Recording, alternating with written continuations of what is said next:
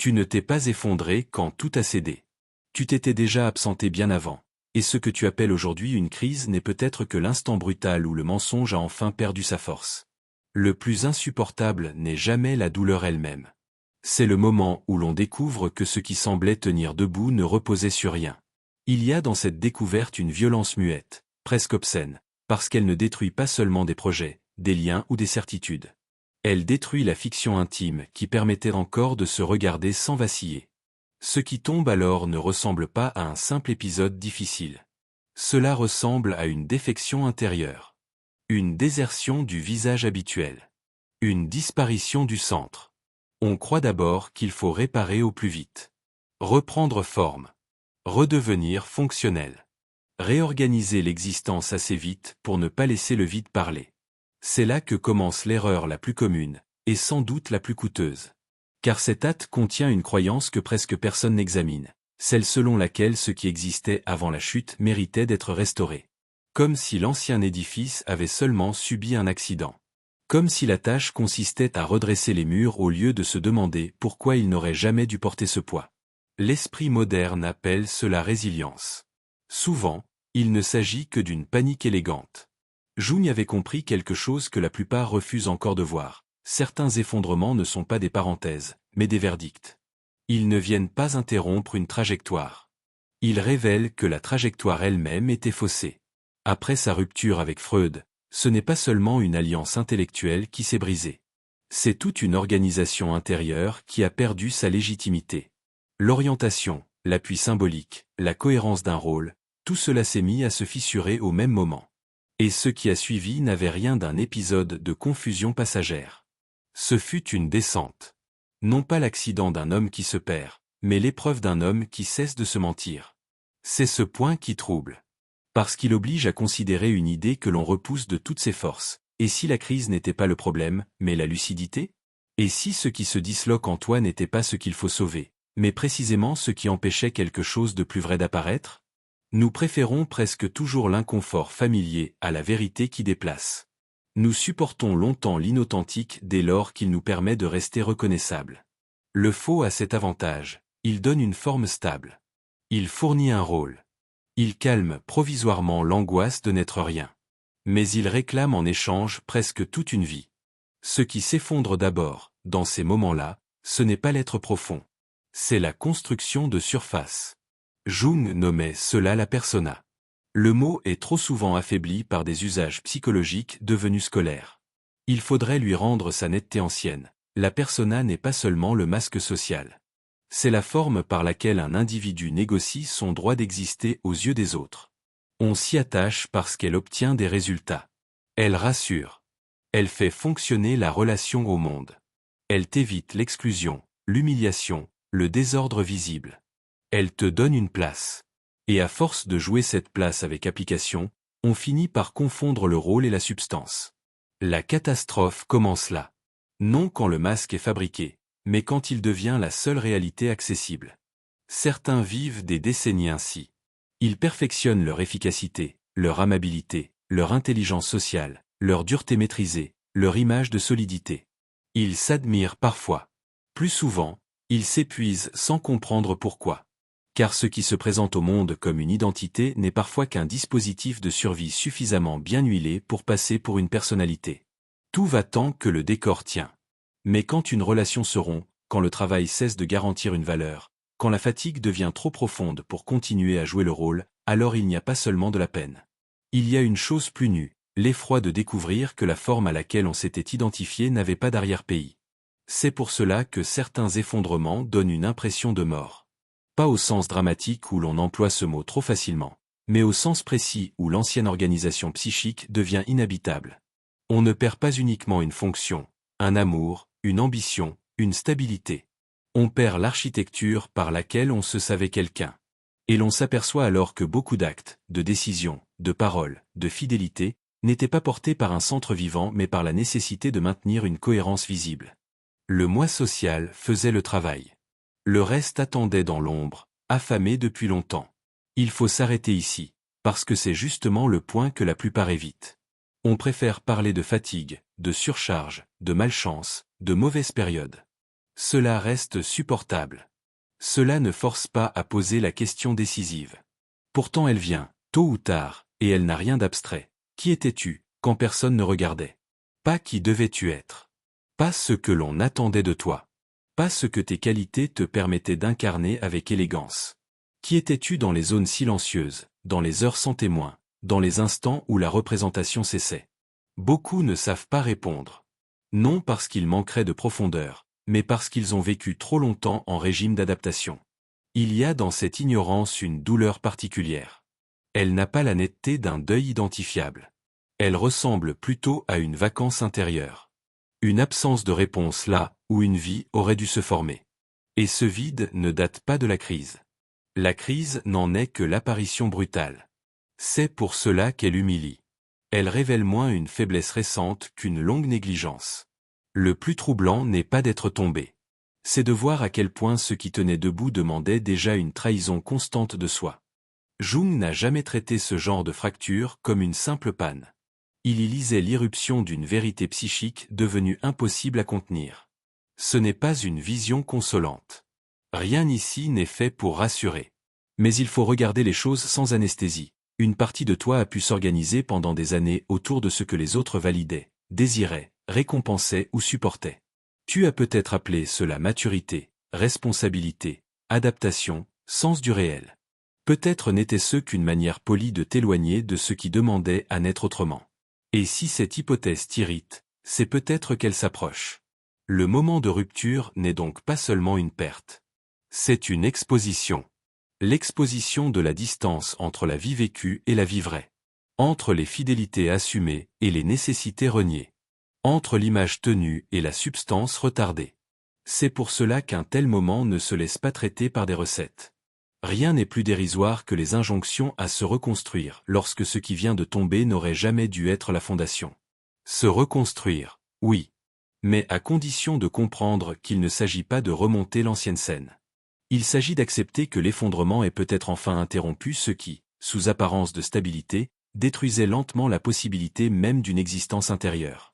Ce constat ouvre une porte étroite. Elle n'offre aucun réconfort rapide. Elle ne promet ni retour, ni guérison au sens convenable du terme. Elle impose une question qui ne flatte rien en toi. Que restait-il, derrière ce qui s'est brisé? Pas en théorie. Pas dans les discours que l'on tient sur soi. En réalité. Qu'y avait-il sous la fonction, sous les attentes, sous les performances affectives et sociales, sous le savoir-faire existentiel? Et surtout, quelle part de ton ancienne cohérence n'était que le prix payé pour éviter cette question? La suite ne commence pas par une solution. Elle commence par une inversion du regard. Il ne s'agit plus de demander comment sortir de la crise. Il faut demander ce qu'elle dénonce. Car un effondrement n'arrive presque jamais au hasard. Il marque le point exact où l'écart entre ce que tu vis et ce que tu ne peux plus continuer à nier devient trop grand pour être compensé. Cela signifie que le désastre n'est pas seulement dans l'événement visible. Il est dans la longue organisation souterraine qui l'a rendu inévitable. Et c'est là qu'il faut descendre. On aime croire que la rupture a commencé le jour où tout a craqué. C'est faux. Ce jour-là, le visible s'est contenté d'imiter un processus déjà ancien. Avant l'effondrement manifeste, il y a presque toujours une série de compromis silencieux, de signaux minimisés, d'usures interprétées comme normales. Une fatigue plus lourde que la fatigue. Une irritabilité qui ne trouve pas d'objet suffisant. Une impression de vivre légèrement à côté de soi. Rien d'assez spectaculaire pour alarmer le monde, mais assez persistant pour signaler qu'une fracture travaille déjà en profondeur. La plupart n'y prêtent pas attention, parce qu'ils ont appris à valoriser l'endurance plus que la vérité. Or l'inconscient ne s'exprime pas d'abord en concept. Il presse, déforme, ralentit, obscurcit, répète. Il retire peu à peu l'énergie des formes devenues mensongères. Ce que tu appelles parfois démotivation n'est peut-être que le refus profond d'un système intérieur de continuer à alimenter une fiction. Ce que tu nommes perte de sens n'est peut-être pas une faiblesse de caractère, mais le verdict tardif porté contre une existence trop longtemps soumise à des finalités étrangères. Nous avons été formés à mépriser ce langage parce qu'il dérange l'illusion de maîtrise. Pourtant il est souvent plus intelligent que notre conscience. La vraie question n'est donc pas « Pourquoi cela m'arrive-t-il » Cette formulation conserve l'innocence du sujet. Elle l'installe dans une passivité douloureuse mais commode. Elle laisse entendre qu'un sort extérieur s'est abattu sur lui. La question plus exacte et plus rude. Qu'est-ce que je ne voulais plus voir? À quel endroit avais-je décidé, parfois depuis très longtemps, qu'il valait mieux persévérer dans l'inadéquation plutôt que de risquer la vérité? Il n'y a pas toujours un événement unique à nommer. Parfois, tout a été construit trop tôt, trop proprement, selon des exigences qui n'étaient jamais tout à fait les tiennes. On a répondu à une famille, à une attente sociale, à une promesse implicite. On a pris l'habitude de s'ajuster. Puis on a appelé cela sa vie. Jung a donné un autre nom à cette accumulation refoulée, l'ombre. Là encore, il faut écarter les simplifications. L'ombre n'est pas un tiroir de noirceur morale. C'est tout ce qui a été relégué parce que cela gênait l'image consciente de soi. La colère interdite. Le besoin de dépendre. L'ambition jugée excessive. Le désir considéré comme déplacé. La vulnérabilité devenue honteuse. Les élans incompatibles avec la version approuvée de l'existence. Rien de cela ne disparaît. Tout cela se condense. Et ce qui se condense finit par peser sur la totalité de la structure psychique. Il existe une cruauté particulière dans ce mécanisme. Plus on se croit contrôlé, plus l'ombre agit. Ce qui n'est pas reconnu revient par des voies obliques. Dans la lassitude chronique. Dans les attachements absurdes. Dans les réactions disproportionnées. Dans les choix qui se répètent malgré l'intelligence disponible. Dans l'admiration et la haine inexplicable que certaines personnes éveillent en nous. Nous nous croyons libres alors qu'une part décisive de notre énergie est occupée à repousser hors champ ce que nous ne voulons pas intégrer. Cela coûte énormément. Et ce coût n'est pas abstrait. Il se paie en vitalité, en présence, en vérité relationnelle, en capacité d'éprouver un réel consentement à sa propre vie. Lorsque l'effondrement survient, l'ombre ne se montre pas avec courtoisie. Elle fait irruption sous des formes que l'on juge immédiatement inacceptables. Une dépendance affective trop visible. Une fureur longtemps niée. Un sentiment de vide que rien n'apaise. Une jalousie humiliante. Une avidité. Une tristesse sans scène précise. Une demande d'amour que l'on croyait méprisée chez les autres. C'est précisément là que beaucoup commettent une seconde faute. Dès qu'ils recommencent à tenir debout, ils refoulent à nouveau ce que la crise avait mis au jour. Ils stabilisent la surface, puis réenfouissent le diagnostic. Alors il faut revenir à quelque chose de plus pauvre et de plus exact. Qu'est-ce qui, en toi, a été révélé par la chute? Quel besoin? Quelle colère? Quelle fatigue de l'imposture? Quel désir de ne plus vivre pour être reconnu? Quelle terreur d'exister hors de la validation? Quelle nostalgie d'une vie qui n'a peut-être jamais été vécue mais dont l'absence pèse comme un souvenir? Ce sont ces matériaux qu'il faut tenir dans la conscience sans les réduire, sans les théâtraliser, sans les réenfermer. Car tant qu'ils ne sont pas reconnus, ils continueront de gouverner depuis le dessous. Et ce gouvernement souterrain est plus destructeur que n'importe quelle crise ouverte. La plupart de ceux qui traversent un effondrement veulent, au fond, retrouver une forme de continuité. Ce désir est compréhensible. Il est aussi, très souvent, le dernier obstacle. Car ce que l'on nomme retour à soi signifie généralement retour à une organisation ancienne, simplement renforcée par l'expérience. On aimerait sauver l'essentiel du passé, corriger quelques excès, gagner en maturité, puis reprendre la route. Mais ce schéma suppose que la structure antérieure mérite d'être prolongée. Or il arrive qu'elle ne mérite plus rien. Il arrive même qu'elle n'ait jamais été qu'un compromis trop coûteux devenu invivable. Dans ce cas, vouloir aller mieux revient à chercher une manière plus supportable de continuer à se trahir.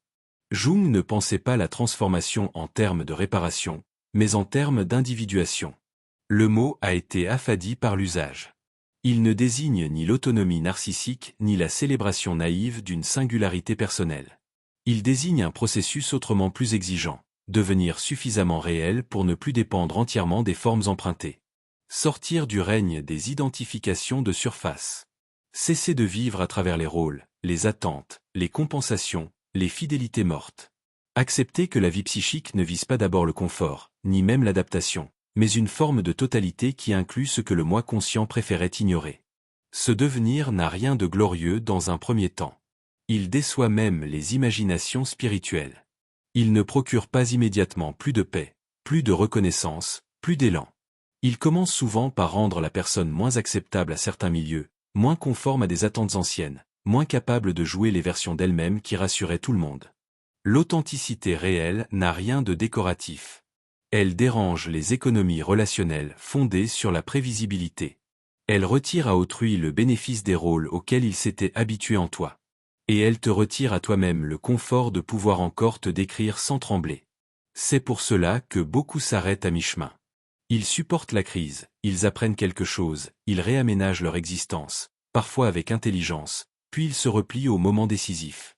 Ils sentent qu'une autre orientation devient nécessaire, mais ils reculent dès qu'ils comprennent que cette orientation exige non pas une amélioration de l'ancien moi, mais un renoncement à lui.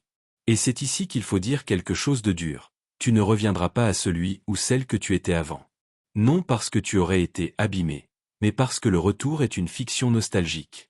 Ce qui a été vu ne peut plus être totalement ignoré. Ce qui a été exposé ne peut plus être remis intact dans l'ombre. Le travail consiste alors à construire autrement. Pas vers l'extérieur d'abord, mais à partir d'un centre plus véridique. Cela implique de déplacer la question fondamentale. Non plus, que puis-je réussir? Non plus, comment redevenir impressionnant, aimable, désirable, efficace? Mais, qu'est-ce qui est vrai en moi, et quelle forme de vie cette vérité réclame-t-elle? La différence paraît mince. Elle est abyssale. La première question organise une existence autour de l'évaluation. La seconde l'organise autour de la nécessité intérieure.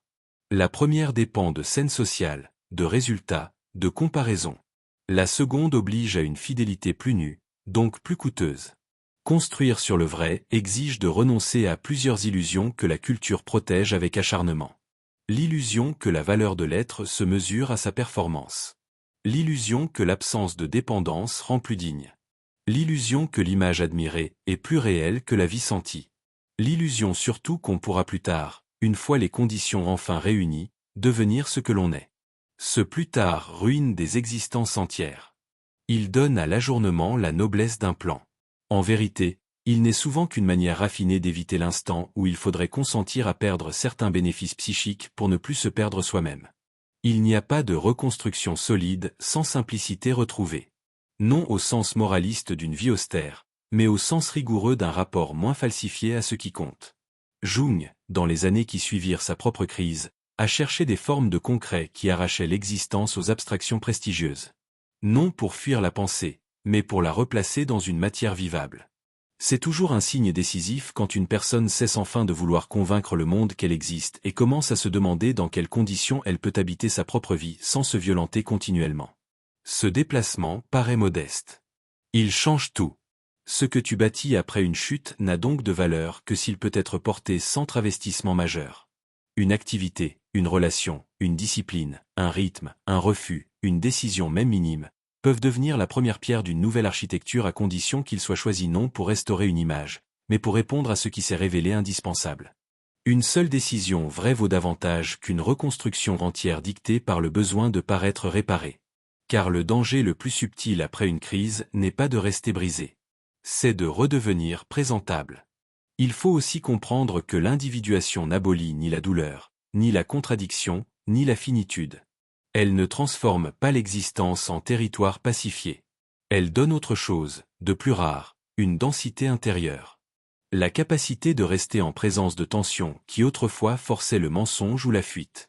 La possibilité d'être traversé par le manque sans se réorganiser immédiatement autour de ce qui l'anesthésie.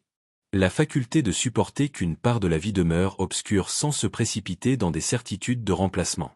En ce sens, la véritable solidité n'est pas une armure. C'est une amplitude. Une personne qui s'est approchée de ce travail ne devient pas invulnérable. Elle devient moins dépendante de la mise en scène d'elle-même. Elle n'a plus besoin, à chaque secousse, de sauver le décor avant d'entendre ce qui parle derrière. Elle ne prend plus chaque vacillement comme une humiliation absolue. Elle sait que certaines destructions appartiennent à la maturation de l'être. Non comme une jolie idée, mais comme une expérience acquise au prix fort. Elle cesse alors de mesurer son avancée par le seul retour au fonctionnement visible. Le travail continue souvent précisément quand le monde croit que tout va mieux. C'est pourquoi la suite d'un effondrement demande une vigilance singulière. Lorsque la stabilité revient, la tentation est immense de refermer le passage, de remercier la vie pour la leçon, puis d'oublier l'essentiel. Il ne faut pas Ce qui a été ouvert doit rester ouvert assez longtemps pour que quelque chose de vraiment neuf prenne racine. Cela signifie continuer à regarder l'ombre lorsqu'elle remonte, ne pas reconduire immédiatement au silence les besoins révélés, ne pas confondre apaisement provisoire et vérité acquise. Cela signifie surtout poser, même discrètement, des actes qui honorent le dévoilement plutôt que l'ancienne adaptation. Le moment décisif n'est pas spectaculaire. Il peut tenir dans un refus qui n'aurait jamais été formulé auparavant. Dans une fidélité minuscule à une nécessité longtemps méprisée. Dans le choix de ne plus entretenir une forme de vie qui exige une mutilation quotidienne pour rester acceptable. Dans la décision de cesser de se vendre à soi-même une souffrance rentable sous le nom de stabilité. La nouvelle fondation commence souvent là, dans un geste que personne ne remarquera et qui pourtant réoriente toute l'existence. Tu comprends alors que ce que tu appelais crise n'était peut-être pas l'irruption du chaos, mais la fin d'un arrangement. Un arrangement ancien entre ton besoin d'appartenir, ta peur de perdre, ton aptitude à te conformer et tout ce qui, en toi, attendait depuis trop longtemps d'être vécu autrement. Ce qui s'est produit ne t'a pas seulement blessé. Cela t'a mis en demeure. Non de devenir meilleur au sens pauvre du terme. Mais de cesser, autant que possible, d'être faux. Il reste enfin ceci.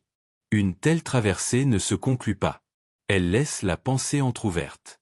Elle introduit dans la vie une question qui ne se laissera plus réduire aux vieilles réponses. Que vas-tu faire de ce qui a été révélé? Rebâtir une illusion plus subtile, plus moderne, plus psychologiquement habile? Ou accepter que le prix de la vérité soit précisément la perte de certaines protections anciennes? Rien n'oblige à choisir le réel. Beaucoup passent leur vie à le contourner avec talent. Mais lorsqu'une fois le centre a été touché, l'évitement lui-même commence à avoir le goût de la mort. Le plus troublant n'est peut-être pas de tomber. C'est de sentir, après coup, qu'une part de toi savait depuis longtemps que cela devait arriver.